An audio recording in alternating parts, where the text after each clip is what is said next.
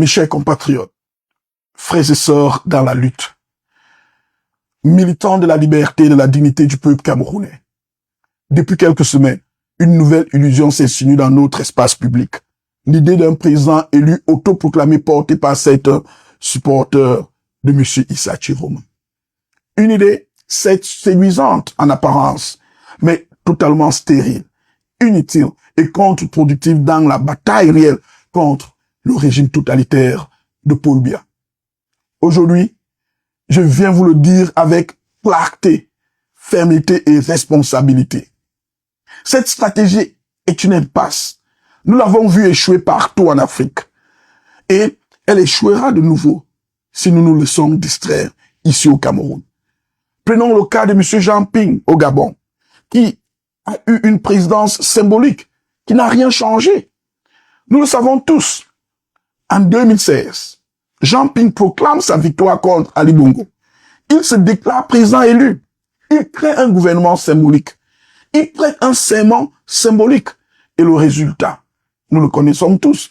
Le régime est resté intact. La machine dictatoriale d'Ali Bongo n'a pas bougé d'1 millimètre. Le peuple déçu et désorienté s'est démobilisé. Et tout ceci pourquoi? Parce qu'un titre symbolique ne renverse pas un régime totalitaire. Parce que sans stratégie, sans mobilisation populaire, sans rapport de force, tout président élu devient un slogan. Hormis le cas Ali Bongo, nous pouvons prendre un autre cas en Afrique. Le cas de Martin Fayulu en République démocratique du Congo. Nous avons vu sa victoire, la victoire électorale qu'il a eue contre Tshisekedi. Et c'était en 2018. Martin Fayulu était, de la vie des nombreux observateurs, le véritable vainqueur de l'élection congolaise. Il s'est déclaré président légitime. Il a organisé des conférences de presse, des tournées, des déclarations.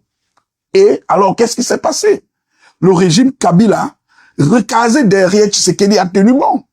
La proclamation symbolique a fait vibrer quelques jours, mais n'a pas créé le rapport de force nécessaire pour imposer la vérité des urnes. Encore une fois de plus, une victoire morale n'est rien sans une stratégie politique. Un président élu ne vaut rien sans une organisation de résistance solide. Et je répète, un président élu ne vaut rien sans une organisation de résistance solide. Nous pouvons aussi prendre le cas de Agbe Kodjo au Togo. Même scénario, même échec. Nous connaissons tous en 2020, Agbe Kodjo fait la même proclamation. Je suis le président élu du Togo. Le régime Nyakisibé a tremblé un instant, puis s'est installé durablement. Parce qu'il n'y avait pas de plan de résistance, ni coalition réelle, ni mobilisation populaire structurée, ni stratégie institutionnelle. La proclamation d'un président élu a fini comme une simple anecdote politique au Togo. Alors, peuple camerounais, ne répétons pas les mêmes erreurs.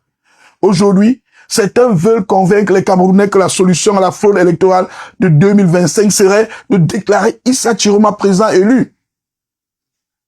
Mes chers compatriotes, nous devons le dire clairement, avec courage et fermeté. C'est une stratégie futile. C'est un piège émotionnel. C'est une distraction dangereuse. Car Paul Biya ne craint pas les titres symboliques. Nous le savons tous.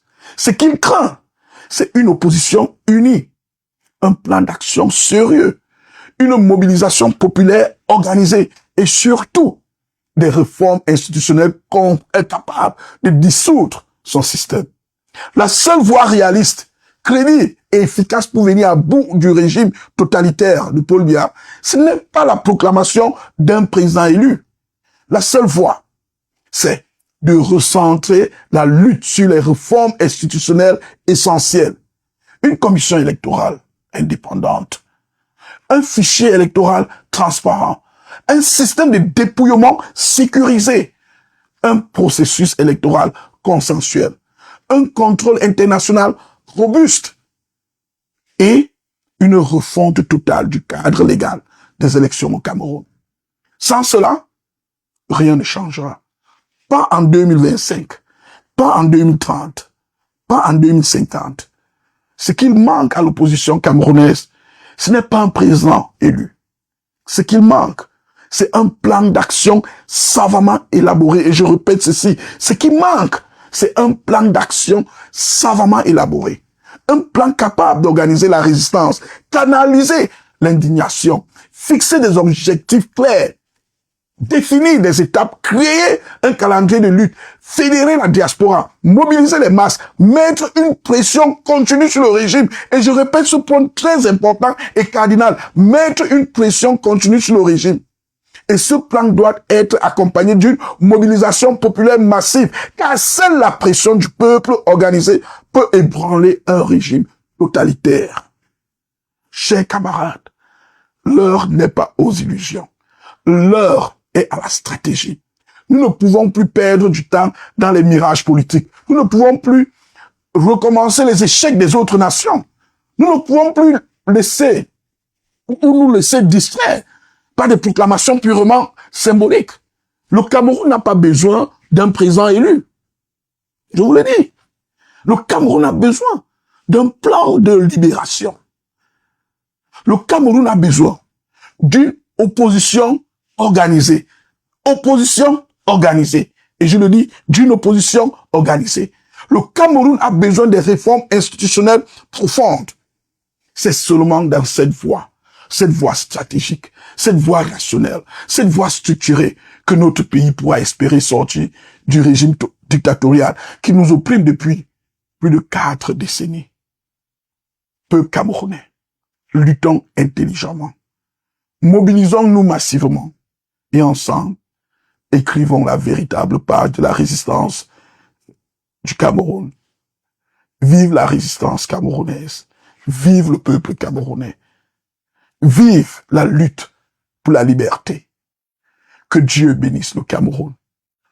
La lutte continue.